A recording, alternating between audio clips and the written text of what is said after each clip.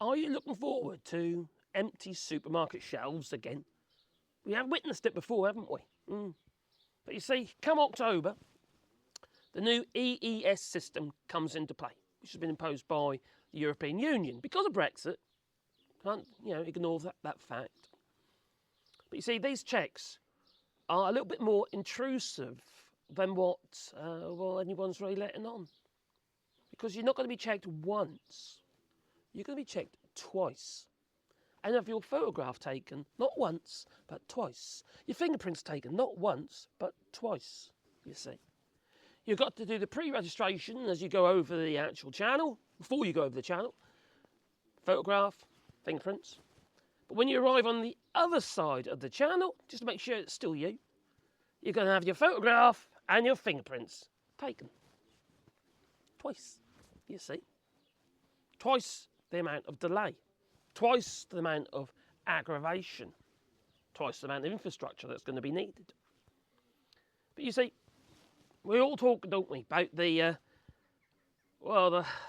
holiday makers and that queuing up in their non-priority lanes.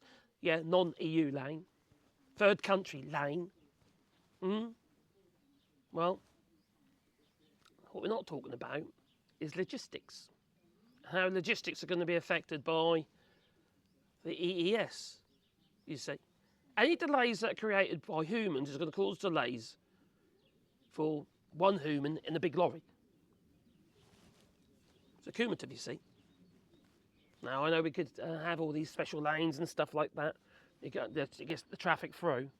But it's not going to help the perishables, you see. There always will be a delay for the lorries with this system. Now, the Port of Dover has been pleading with the government to construct inland checks, probably at 70 or something like that, for the purpose. No, it can't be 70, can it? Not with people, can it? Ain't going to work. The EE's not going to wear that one. They're going to want it at the port, aren't they? Quite frankly. Yeah, I think you scrap that idea. But that's what they're asking for, because the Port of Dover is too small. Unless they actually build out into the sea, there's no way they can ease it. No way they can ease it. Not to say they can't, because they're going to have to find a solution, aren't they? Build upwards. And they're never going to be ready in time. Anyway, whatever they choose to do now, they're not going to be ready in time.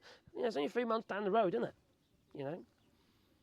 So we are going to have to expect delays, and it'll be delays on everything, and not just people getting across the channel and having to wait hours just to get themselves checked and on the plane or on the ferry.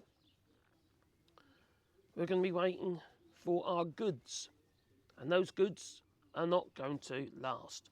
So we are going to see empty supermarket shelves while we try and get on top of all these biometrics and the photographs and what have you. Now, this is all because of Brexit. There's no getting away from that. No matter what that Natalie Elphicke woman might say, it's not because of Brexit. I was about to say Brexit. She didn't exactly say that, but no, she says it wasn't because of Brexit in Parliament. What a fool that woman is. You see? No, we will see a gridlock, you see? Because when we get coaches coming across that channel, every single person, 60, 70, 80 people on a coach, however big that coach is, they're all going to have to be fingerprinted and photographed twice. That's delays. Families in their cars, they're going to have to be fingerprinted and photographed. Individuals, what have you, people on motorbikes and what have you, got to take their helmets off and all that sort of shit, haven't they? To get fingerprinted and photographed. Delay, delay, delay, and it's going to compound and compound and compound. I feel it's a little bit ironic now that the government has just launched a website. Yes, a new website, okay? And it's called Emergency Kit, this website. And on this website, there's a list of things that you need to keep in your cupboards in case of an emergency. You've got to make sure you've got food for at least 3 days, right? Well, I think that's pretty pathetic anyway. Actually, come to that. Who doesn't have food in their cupboards to last 3 days? The poor. Can they afford to actually fill their cupboards? No. So they've got to have a wind-up torch and a radio. It's pretty pathetic, I'll tell you. Actually, I might do a separate video on this. But, yeah. So there's all these delays and stuff like that, and they're going to compound, and it's going to cause massive issue. What do you reckon? Leave it in the comments down below. Toodaloo.